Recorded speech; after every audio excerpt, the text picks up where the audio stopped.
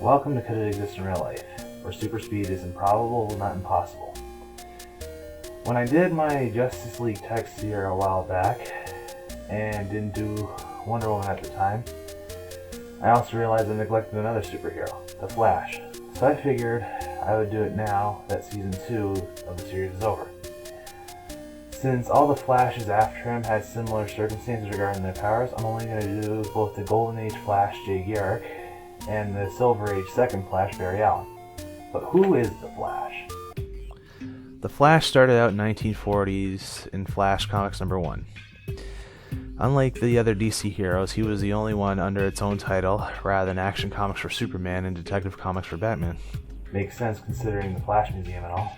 The comics of all incarnations were limited in their adaptations, ranging from a role in Superman the Animated Series, a crappy JLA adaptation, and a short-lived 1990s live-action TV series, before getting better respect in the DCAU by becoming one of the founding members of that incarnation's Justice League, and later a TV show in 2014, which spun off from the Arrow, that is still around to this day.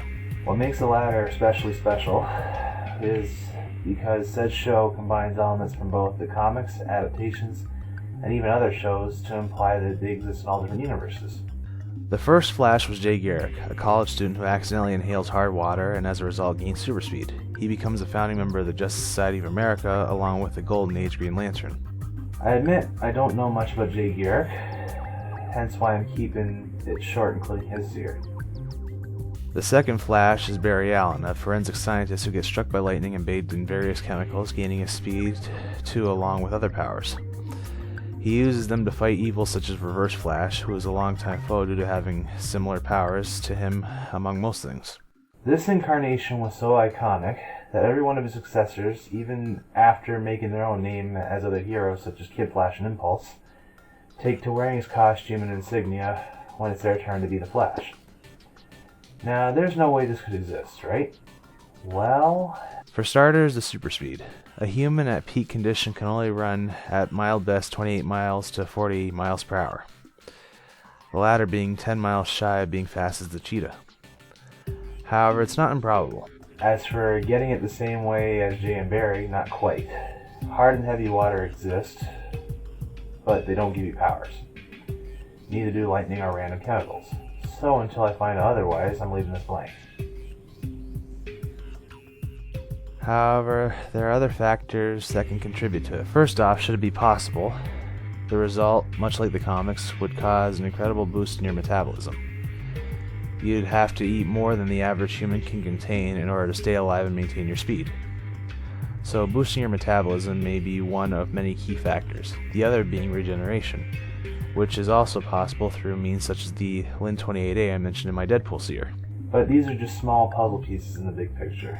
There's more to the Flash than his powers. The show mentioned that even if the Flash's speed were possible in real life, the overuse of it could cause his clothes to burn up in the friction-based heat due to how fast you can run. So they developed a friction-proof suit. As explained in the show, this suit was originally meant to protect firefighters, but they didn't go into exact detail of how it was friction and heat resistant. One could argue that the heat resistance could be the result of using light materials such as Kevlar and Nomex. But to make it friction-proof, there is only one substance on the planet that makes it possible: Teflon. The same stuff people use to unstick their frying pans helps better protect the Flash from wardrobe malfunction. It also gives the added bonus of increasing his natural speed by lowering the friction when he runs across the ground, giving it that skate-like movement we see in the show. As for various gadgets and gizmos, I'm only going to focus on the ones that were related to the Flash's speed. There are two things the show created. The first is the velocity serums, which give users temporary access to the speed force, which gives all speedsters their power. It's obvious this drug is a fictional version of steroids, both its benefits and deadly side effects, seeing those who have used it nearly died or have died. The second is the tachyon enhancer used by both Reverse Flash and later Flash to increase the speed 4 times faster. This could exist in theory, as tachyons have been considered a hypothetical element that is faster than the speed of light. So, should tachyons exist, so could the Speed Force. Though that's all in theory. Until I or anyone else watching this state otherwise, it's all theoretical. As usual, debate, argue, and let me know what I missed. Stay tuned for more.